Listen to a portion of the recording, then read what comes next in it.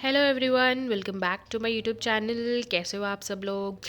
तो जैसे कि हम लोग एन सी टेट के हमने इम्पॉर्टेंट टॉपिक्स करने स्टार्ट किए थे, जिसमें हम लोग एन ई पी कवर कर चुके हैं, हमारा एन सी एफ कवर कर चुके हैं और आज हम कवर करने वाले हैं आर टी एक्ट 2009।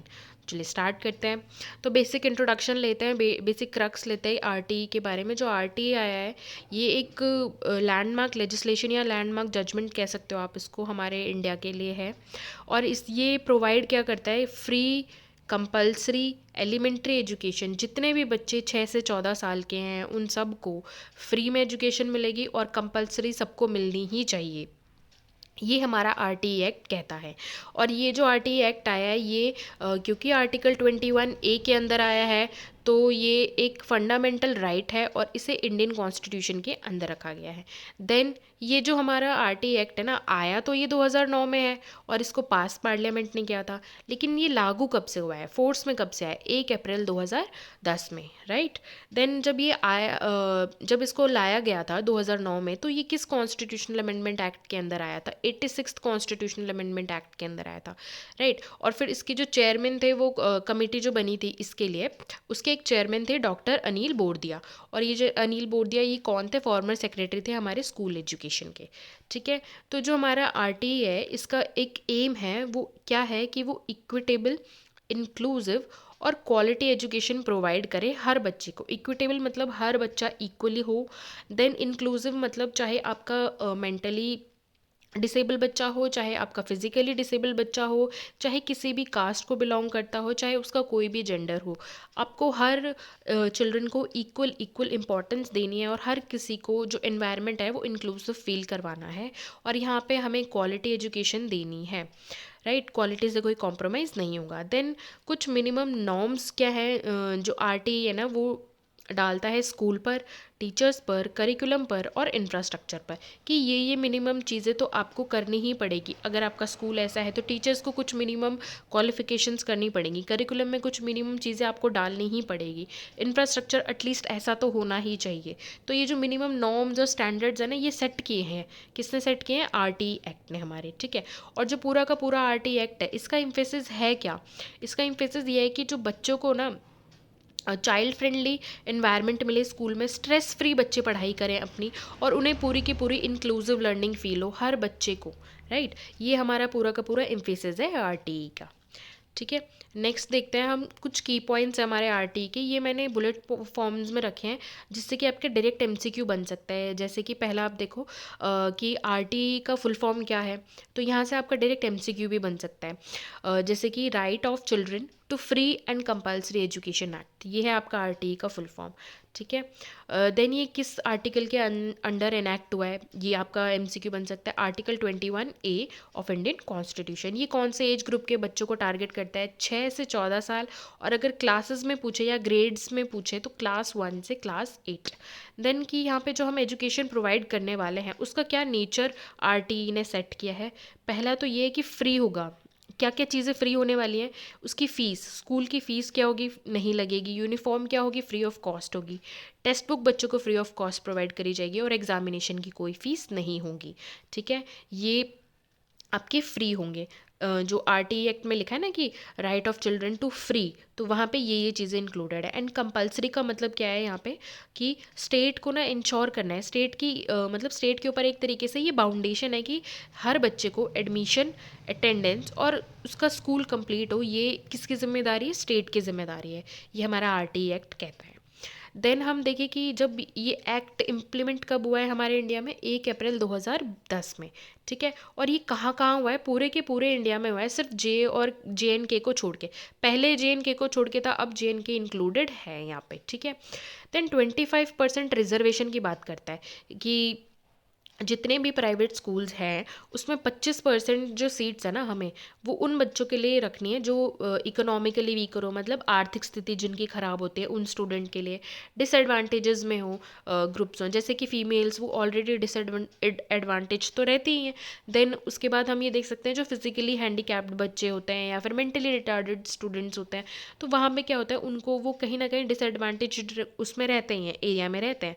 तो हमें उनको क्या करना है, 25% सीट्स प्रोवाइड करनी है। और हमें क्लास 1 और प्री स्कूल लेवल में भी प्रोवाइड करनी है आपको, ठीक है।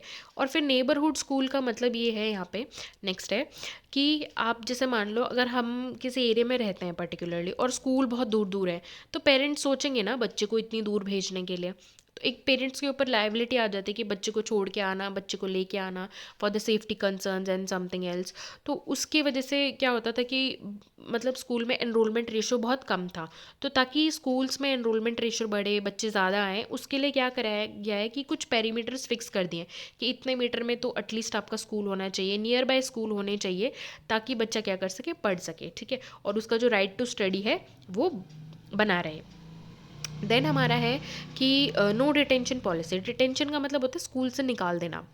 तो किसी भी बच्चे को एलिमेंट्री लेवल तक पहुंचने तक कोई भी नहीं निकाल सकता, ये कहता है। देन एक्सपल्शन और होल्डिंग बैक अ चाइल्ड। आप बच्चे को क्या कर सकते हो, एक्सपेल नहीं कर सकते हो। मतलब जैसे कोई बच्चा कुछ मिस्टेक वगैरह करता है तो आप उसको सुधारो, उसकी काउंसलिंग करो, बट आप उसको एक्सपेल नहीं कर सकते। 10th ये कहता है कि आप उसको फिजिकल पनिशमेंट भी नहीं दे सकते हो। फिजिकल हो गया, कॉर्पोरल हो गया या कैपिटल हो गया। अगर ये तीनों चीज़ें लिखा है तो इनका सेम ही मतलब है कि आप उनको फिजिकली हार्म नहीं करोगे बच्चे को, उससे उनको मेंटल प्रॉब्लम हो सकती है, ठीक है। देन हमारा है कि उनका कोई स्क्रीनिंग टेस्ट नहीं होना चाहिए। अभी क्या होता है कि प्राइवेट स्कूल्स में बिकॉज उनका स्टैंडर्ड बहुत हाई होता है, तो व्हाट दे डू इज़ कि वो इंटरव्यू या एडमिशन टेस्ट लेते हैं छोटे छोटे बच्चों का भी, कि भाई ऑलरेडी आपको एटलीस्ट कुछ तो आना ही चाहिए so to get admission in the school.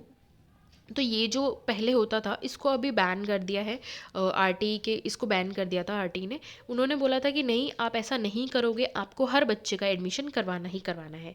Then वो नो कैपिटेशन फीस का मतलब ये है कि एक्स्ट्रा चार्जेस नहीं लेगा कोई भी प्राइवेट स्कूल। डोनेशन के नाम पे या एक्स्ट्रा फीस के नाम पे, ट्यूशन फीस के नाम पे आपको एक्स्ट्रा नहीं लेना है। These are all particularly public, मतलब गवर्नमेंट स्कूल्स के लिए तो है ही है, बट ये चीज़ें प्राइवेट स्कूल्स में भी होती हैं, बट फॉलो नहीं होती है, वो बात अलग है हमारी। देन टीचर क्वालिफिकेशंस क्या क्या होनी चाहिए। जो भी टीचर क्वालिफ़िकेशन हमारी सेंट्रल गवर्नमेंट या स्टेट गवर्नमेंट है वो प्रेस्क्राइब करती है, वो हर चीज़ फॉलो करनी चाहिए। और एनसीटी ने ना, national council for teacher education बोलते हैं इसे, इसने ना कुछ मिनिमम गाइडलाइंस रखी है, जैसे कि अगर एनटीटी का है तो एनटीटी का कोर्स किया हो, और अगर एलिमेंट्री का है तो एलिमेंट्री का कोर्स किया हो, बीएड किया हो। तो these are minimum qualifications which a teacher should possess, right. Then उसके बाद में है कि प्यूपल टीचर का रेशियो क्या होना चाहिए, कि अगर मतलब मान लो कि एक क्लास है उसमें 50 बच्चे भर दो तुम और एक ही टीचर रहे, तो मतलब टीचर का इंटरेक्शन कम हो जाएगा, नहीं, राइट। तो हमें क्या करना है, 30:1 का रेशियो लेके चलना है यहाँ पे, ठीक है। देन इंफ्रास्ट्रक्चर कैसा होना चाहिए, कि एक स्कूल है, उस स्कूल की बिल्डिंग बहुत अच्छी होनी चाहिए, उसमें एक प्लेग्राउंड इंक्लूडेड होना चाहिए, टॉयलेट्स, ड्रिंकिंग वाटर, ये मिनिमम क्राइटेरिया है कि ये तो होना ही होना चाहिए हर स्कूल में। एक लाइब्रेरी भी होनी चाहिए, ठीक है, ये बेसिक चीज़ है, होनी ही चाहिए। और अगर ये नहीं होते तो गवर्नमेंट के पास पूरा राइट है कि वो स्कूल को बंद कर सकता है, ठीक है। और करिकुलम और इवैल्यूएशन की बात करें तो ये कहता है कि करिकुलम में ऐसी चीज़ें ऐड होनी चाहिए जो चाइल्ड फ्रेंडली हो, और जो लर्निंग की बात करते हैं ना वो एक्टिविटी बेस्ड लर्निंग होनी चाहिए। और जो इवैल्यूएशन होगा ना वो ओवरऑल डेवलपमेंट का इवैल्यूएशन होने वाला है, होलिस्टिक डेवलपमेंट कहते हैं जिसे, ठीक है। ना कि सिर्फ ये कि नंबर्स क्या हैं, नहीं, उसने को करिकुलर एक्टिविटीज़ में पार्ट लिया है, जो भी किया है वो हर चीज़ यहाँ पे इंक्लूड होगी, उसकी होलिस्टिक डेवलपमेंट इवैल्यूएशन का पार्ट होगी, राइट। देन हम देखते हैं मीडियम ऑफ इंस्ट्रक्शन क्या होना चाहिए, मतलब कि किस भाषा में बच्चा पढ़ रहा है। तो प्रेफरेबली हमने जैसे अभी एनईपी में पढ़ा कि मदर टंग कौन सी क्लास तक होनी चाहिए, 5th क्लास तक होनी चाहिए, और या फिर रीजनल लैंग्वेज 5th क्लास तक होनी चाहिए। और अगर प्रेफरेबली कहीं ऐसे स्कूल्स हैं जहाँ पे आप 8 तक भी कर सकते हो, राइट। और फिर उसके बाद कह रहे हैं कि आपको ना स्कूल मैनेजमेंट कमेटी बनानी है, जिसमें 75% मेंबर उन पेरेंट्स होंगे और उन या फिर गार्जियन हो सकते हैं बच्चों के। और फिर वो स्कूल मैनेजमेंट कमेटी जो होगी वो क्या करेगी कि स्कूल डेवलपमेंट प्लान बनाएगी, ठीक है। देन उसके बाद में गवर्नमेंट का क्या रोल है, सेंटर और स्टेट है ना, दोनों मिलकर रिस्पॉन्सिबिलिटी उठाएंगे, ठीक है। यहाँ पे स्कूल्स, टीचर्स, फंड, इन सब चीज़ों को ध्यान यहाँ पे सेंट्रल गवर्नमेंट को भी रखना है और स्टेट गवर्नमेंट को भी रखना है, राइट। फिर देन चाइल्ड के क्या क्या राइट है आरटीई के अकॉर्डिंग, पहला तो यही है कि उसको फ्री एजुकेशन मिलना चाहिए, ये उसका एक मौलिक अधिकार है। Then right to dignity, dignity से मतलब उसको पढ़ने का अधिकार है, क्वालिटी एजुकेशन मिलना एक बच्चे का अधिकार है। देन प्रोहिबिशन ऑफ डिस्क्रिमिनेशन, आपको भेदभाव नहीं करना है किसी भी हाल में, चाहे वो किसी भी कास्ट का बच्चा हो, चाहे किसी भी जेंडर से हो, रिलीजन कोई भी हो, या किसी बच्चे में कोई डिसेबिलिटी भी हो, आपको इन किसी भी बेसिस पे आप बच्चे के साथ डिस्क्रिमिनेशन नहीं करोगे, ठीक है। देन प्राइवेट स्कूल्स के लिए क्या क्या रेगुलेशन है कि उनका रिकॉग्निशन मैंडेटरी है, जो सीबीएसई से मिलता है उन्हें, कि आप एफिलिएटेड टू सीबीएसई, आपने पढ़ा होगा बहुत सारे स्कूल्स में लिखा होता है, तो वो होता है रिकॉग्निशन, ठीक है। और जिनके पास नहीं होता है उनको बंद कर किया जा सकता है, ये गवर्नमेंट के पास अथॉरिटी होती है, राइट। देन हमारे जितने भी चिल्ड्रन हैं जिन्हें डिसेबिलिटीज़ है, उनको आप डिसएडवांटेज ग्रुप में रखोगे और उन पर ज़्यादा ध्यान दोगे, ठीक है। ये हमारा आरटीई कहते हैं। देन एक मॉनिटरिंग अथॉरिटी भी होगी, वो क्या करेगी, नेशनल और state commission for protection of child rights, इनके द्वारा ये अथॉरिटी बनाई जाएगी और वो क्या करेगी, हर चीज़ों पे ध्यान रखेगी, बीइंग इट प्राइवेट और बीइंग इट पब्लिक, कोई भी हो इन दोनों में से हर उस पर ध्यान देगी, ठीक है। जैसे कि आपके एग्ज़ाम्स प्रॉपरली हों सीबीएसई के जैसे होते हैं, और एक प्रॉपर गाइडलाइंस फॉलो हो रही है, ये ध्यान रखेगी यहाँ पे अथॉरिटी। देन वन लाइनर में हम पूरा का पूरा समाप्त करते हैं कि जो ये आरटी है ना, आरटी एक्ट है जो आपका, ये एक फंडामेंटल राइट बन चुका है अभी हमारा। फर्स्ट से 8th क्लास कवर होती है, 6 से 14 ईयर्स कवर होता है, 2010 में आई थी। 25% रिजर्वेशन मैंडेटरी है, मतलब आपको करना ही करना है, कंपलसरी है।